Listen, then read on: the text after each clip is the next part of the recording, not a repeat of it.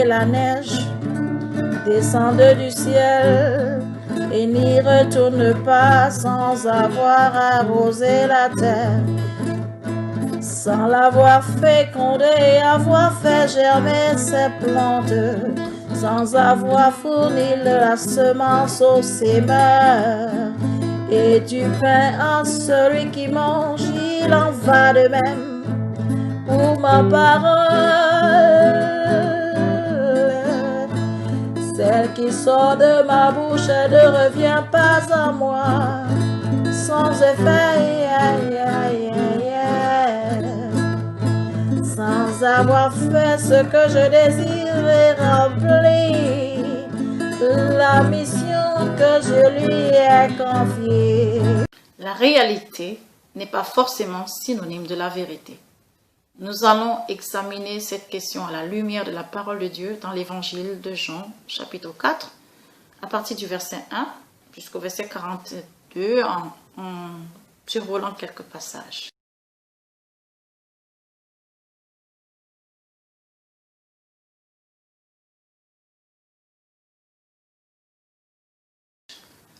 Bonjour et je te remercie d'être branché. Alors, le Seigneur sut que les pharisiens avaient appris qu'il faisait et baptisait plus de disciples que Jean. Toutefois, Jésus ne baptisait pas lui-même, mais c'était ses disciples. Alors il quitta la Judée et retourna en Galilée. Ce n'était pas l'heure pour lui de se confronter, il l'avait encore à faire. Et il savait que la jalousie des Juifs, de ses frères pharisiens, des pharisiens, était forte et il n'était pas prêt à la confrontation parce qu'il avait des choses plus importantes. Jésus quitte la Judée suite à ces circonstances et s'en va en Galilée. Mais il va passer par Samarie. Pourquoi il doit passer par Samarie? Il faut souligner qu'il existe une inimitié entre la Samarie et Jérusalem. Entre les Juifs et les Samaritains, il n'y a pas bon marché. Ils ne s'entendent pas du tout, c'est les ennemis. Alors, comme il fallait qu'il passait par la Samarie, il arriva dans une ville nommée Sichar, près du champ que Jacob avait donné à son fils Joseph. Là se trouvait le puits de Jacob. Jésus est fatigué. Jésus, fatigué du voyage, était assis au bord du puits. C'était environ la 6e heure, c'est-à-dire midi. Une femme de Samarie vint puiser de l'eau. Jésus lui dit, « Donne-moi à boire. » Parce que ses disciples n'étaient pas là, ils étaient achetés les vivres. La femme samaritaine lui dit, « Toi qui es juif, me demandes-tu à boire à moi qui suis une samaritaine? » Les Juifs, en effet, n'ont pas de relation avec les Samaritains. Voilà une réalité de l'ordre établi par la société, des coutumes qui sont à considérer de son environnement. Il n'a fait que répéter, dire la réalité des choses. Réalité 1, numéro 1. Inimitié entre Juifs et Samaritains. Alors, monsieur le Juif n'avait rien à me demander. Moi, je suis samaritaine. Laissons les choses telles qu'elles sont, on ne les change pas. Jésus n'entre pas dans ce conflit. Il ne débat pas de cette question. Il a un monde nouveau. Et ce monde, c'est la vérité. À cette réalité, Jésus oppose sa vérité, l'eau vive. Jésus lui répond, si tu connaissais le don de Dieu, qui est celui qui te dit, donne-moi à boire, tu lui aurais toi-même demandé à boire et il t'aurait donné de l'eau vive. Si tu connaissais le don de Dieu. Jésus en appelle à sa façon, à sa pensée, à son cœur, à ses sentiments. Il s'agit de l'eau, si tu connaissais le don de Dieu. Voilà, tu lui aurais demandé à boire. Concentre-toi sur ce dont tu as besoin et non sur ces ordres établis par les hommes. Réalité 2, la femme revient avec une autre réalité. De l'eau vive. Pas de seau, le puits est profond, alors pas d'eau vive. Jésus, Seigneur, lui dit la femme, tu n'as rien pour puiser et le puits est profond. D'où aurais-tu donc cette eau vive? Es-tu plus grand que notre père Jacob, qui nous a donné ce puits et qui en a bu lui-même, ainsi que ses fils et ses troupeaux? Peut-être que tu regardes aussi le monde avec tes yeux, et tu as raison, et tu ne vois pas de seau, tu ne vois que le puits très profond, et tu ne vois pas d'où viendra la solution divine. Le monde a dit sa réalité. Sans seau, pas moyen d'apporter d'eau. Le puits est profond, tous ces obstacles-là. Non, Jésus, ne sois pas borné, ne te surestime pas. Pas d'eau, tu ne peux pas me la donner. Voilà une réalité qui concerne toujours, le monde extérieur. Alors, es-tu plus grand que Jacob? Elle n'est que réalité. Voilà le résultat de la réalité, cette dame. Jésus revient avec une deuxième vérité. L'eau vive, source qui coule jusqu'à la vie. Il faut que je t'explique ce que je veux dire. Jésus lui répondit, quiconque boit de cette eau, madame, aura encore soif. Mais celui qui boira de l'eau que je lui donnerai, n'aura jamais soif. Et l'eau que je lui donnerai deviendra en lui une source d'eau qui jaillira jusque dans la vie éternelle. Jésus parle d'autre chose. Jésus parle de vie éternelle. Jésus parle d'une source. Avez-vous jamais été proche d'une source? Que vous inspire la source? C'est le repos, c'est la paix totale, la confiance. Jésus lui parle du repos par rapport à ses fatigues. Jésus lui apporte une offre. Elle n'a pas encore compris parce qu'elle est complètement aveuglée par la réalité. Quelle est la réalité qui existe autour de toi et qui t'empêche de voir la vérité que Jésus t'apporte? La femme lui dit, Seigneur, donne-moi cette eau afin que je n'ai plus soif et que je ne vienne plus puiser ici. Donne-moi cette eau. Elle a compris que ce n'était plus de cette eau qu'il s'agissait. Elle a compris. La réalité de l'inimitié devait être mise à côté. La réalité des obstacles de la vie devait être mise à côté. Il fallait qu'elle puisse considérer l'œuvre unique qui était face à elle. Elle a ouvert son cœur. Heureuse cette dame. La Bible dit dans Jean 1, la lumière est venue chez les siens et les siens ne l'ont pas voulu. Mais à ceux qui ont accepté cette lumière, Dieu donne le pouvoir de devenir enfant de Dieu. Je pense qu'il y a eu une lueur d'espoir dans le cœur de cette dame. La voix du Saint-Esprit a retenti et elle se dit, voilà l'heure. Donne-moi cette eau afin que je n'ai plus besoin de venir ici, que je n'ai plus soif. Et elle continue dans sa révélation. La femme répondit. Jésus lui dit,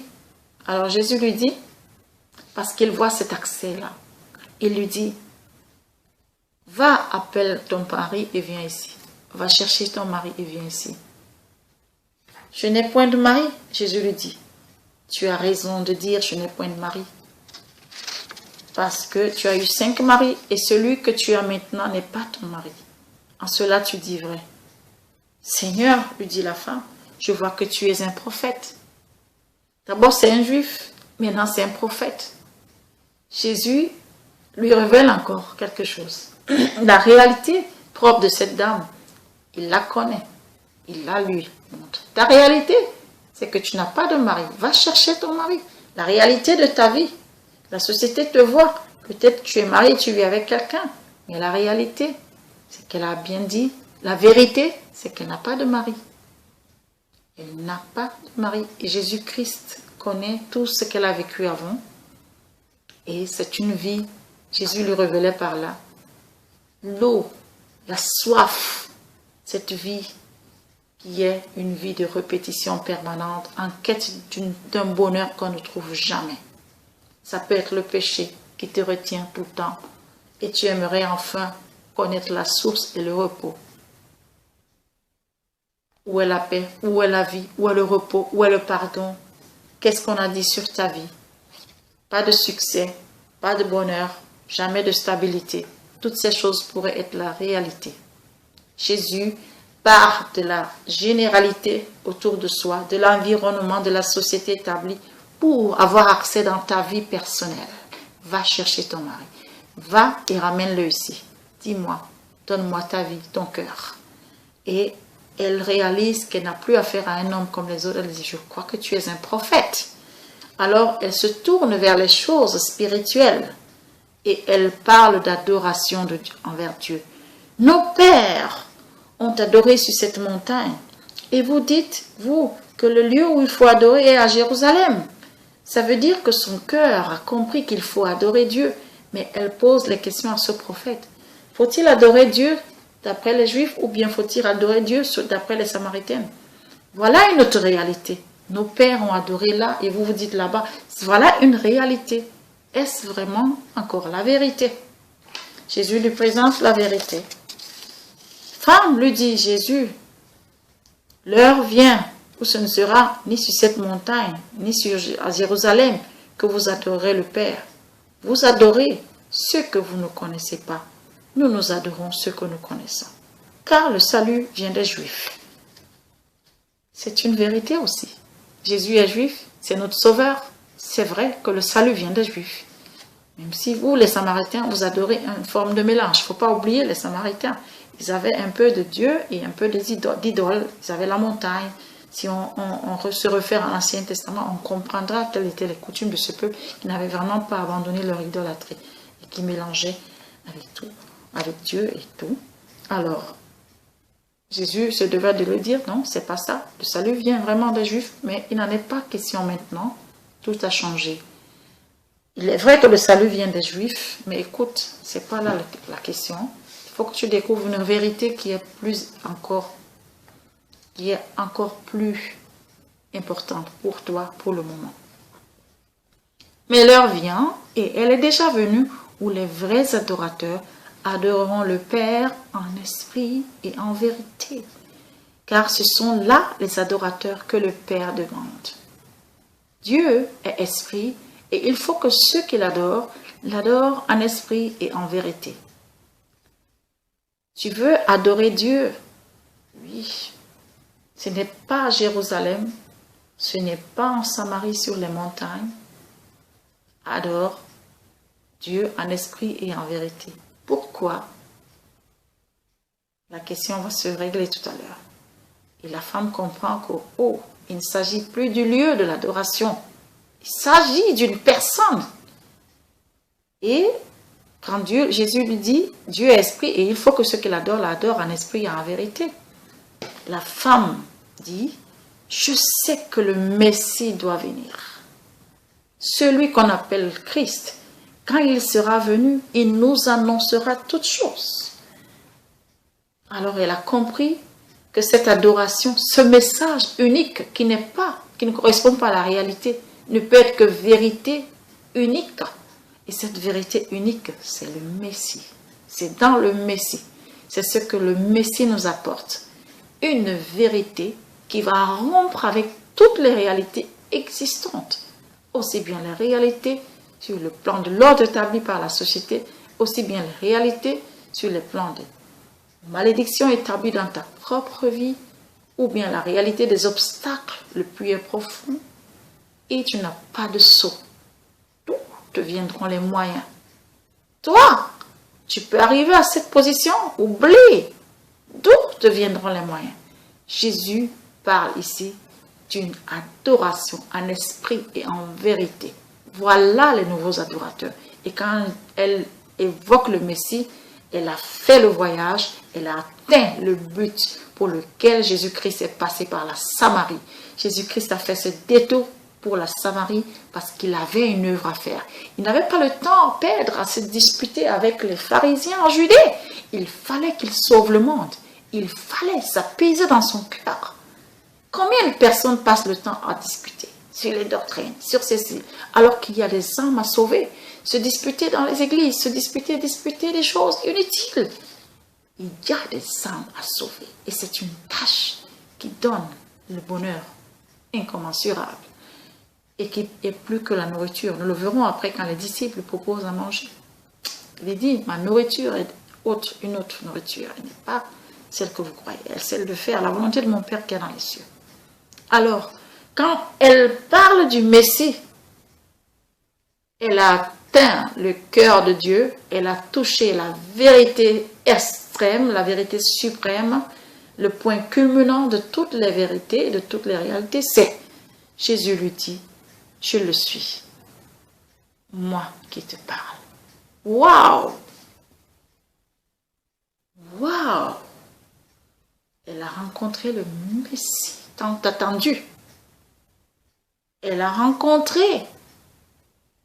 Quand elle dit, je sais que le Messie doit venir, elle le sait dans la tête, alors quand il sera venu, il nous annoncera toutes choses. Je le suis. Quelle rencontre! C'est l'heure pour toi et moi de rencontrer le Messie. L'as-tu rencontré personnellement pour qu'il vienne bouleverser l'ordre établi, tes traditions, tes religions? Je ne sais pas à quoi tu crois. Peut-être tu penses que les Européens n'ont rien à foutre avec les Africains. L'Africain n'a rien à me dire. C'est comme ça. Ce sont des gens de basse classe et moi je suis pauvre ou bien moi je suis très pauvre. Je n'ai rien à faire avec les riches. Toutes ces réalités ne sont pas des vérités. Quelle est la vérité que Jésus apporte pour ta vie? Moi, on m'a maudit, on a dit je ne ferai jamais rien de ma vie. Est-ce que c'est la vérité? Quelle est la vérité que Jésus t'apporte? La vérité qu'il t'apporte, c'est que les vrais adorateurs adoreront le Père en esprit et en vérité. Et Jésus, le Messie, est devant toi aujourd'hui pour te dire, et pour que tu réagisses comme a fait cette femme, donne-moi de cette eau. Pitié de moi, Seigneur. Et qu'est-ce que la femme a fait? Alors la femme, ayant laissé sa cruche, s'en alla dans la ville. Elle n'a pas emporté ce qu'elle avait avec elle. Ce symbole de laisser sa cruche, on pourrait dire qu'elle a laissé tout son passé, toutes ses convictions, toutes ses croyances, toutes ses réalités qui ne correspondaient pas à la vérité unique. Elle les laisse et s'en va dans la ville. Cette révélation a engendré une mission en elle. Parce que tu ne peux pas rencontrer le Messie et fermer ta bouche. Tu ne peux pas rencontrer le Messie et tourner en rond autour de ta cruche et de tes réalités. Tu ne peux pas. Alors, poussée par ce feu, elle court dans la ville et dit aux gens, venez voir un homme qui m'a dit tout ce que j'ai fait. Elle n'a plus parlé du juif, elle n'a plus parlé de cette inimitié. Non, elle n'a plus parlé des réalités. Elle avait un nouveau message qui m'a dit tout ce que j'ai fait. Ne serait-ce point le Christ? Elle a annoncé le Christ avec ces mots. Ils sortirent de la ville, ils vinrent vers lui. Si tu as un message basé sur ta rencontre avec Jésus-Christ, ton message va convaincre, il va avoir de l'impact, il va pousser les gens. Les gens ne se sont pas dit, regarde bien cet homme, c'est un juif, pourquoi tu nous appelles? Elle était tellement convaincante qu'elle a couru et elle a dit, et ils sont allés. Plusieurs Samaritains de cette ville crurent en Jésus-Christ. Plusieurs Samaritains, alors qu'avant, la réalité les séparait. La réalité faisait d'eux des ennemis. Plusieurs Samaritains crurent en Jésus à cause de cette déclaration formelle de la femme. Formelle. Il m'a dit tout ce que j'ai fait. Aussi, quand les Samaritains vinrent le trouver, ils le prièrent de rester auprès d'eux. Voilà ce que Jésus est capable de faire. Que l'inimitié devienne amitié. Parce qu'on a les yeux fixés sur autre chose. Au-delà de la réalité établie, on voit autre chose. Et on peut dire, s'il te plaît, reste parmi nous. Il resta là 2 jours et un beaucoup plus grand nombre crurent à cause de sa parole. Il disait à la femme, ce n'est plus à cause de ce que tu as dit que nous croyons, car nous l'avons entendu nous-mêmes et nous savons qu'il est vraiment le sauveur du monde. As-tu entendu Jésus toi-même? As-tu déposé ta cruche? As-tu déposé ton passé? Crois en sa réalité. Saisis-la. Je prie pour toi. Saisis cela. Et je prie pour toi que Jésus-Christ se révèle et que tu lui donnes ta vie pour découvrir la source d'eau qui jaillira jusque dans la vie éternelle. Que le Seigneur te bénisse. Et n'oublie pas, si tu aimerais que ce message soit un message qui continue de te bénir, si ça te bénit tellement, n'oublie pas de liker, n'oublie pas de t'abonner. C'est pour toi une contribution à l'avancement de l'œuvre de Dieu pour que cette œuvre, comme pour la femme samaritaine, atteigne le plus grand nombre. Fais ce geste. Que Dieu te bénisse. Nous sommes en contact. Tu l'appelles, il t'ignore, il se voile. Les hommes se prennent pour des sages.